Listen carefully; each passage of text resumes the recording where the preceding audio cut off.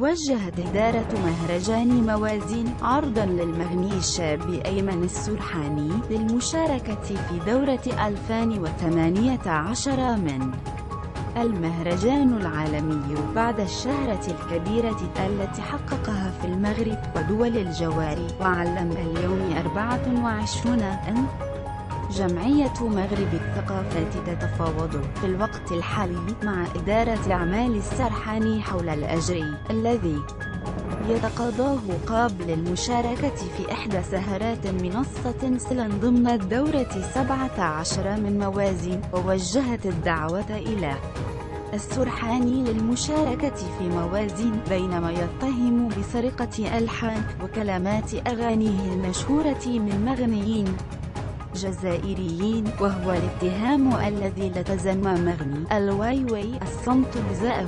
ورفضت إدارة أعماله التواصل أو منح أي توضيح حوله. يذكر أن جمعية مغرب الثقافات أعلنت في وقت سابق أن الدورة 17 من موازين تنظم في الفترة الممتدة بين 22 و 30 يونيو.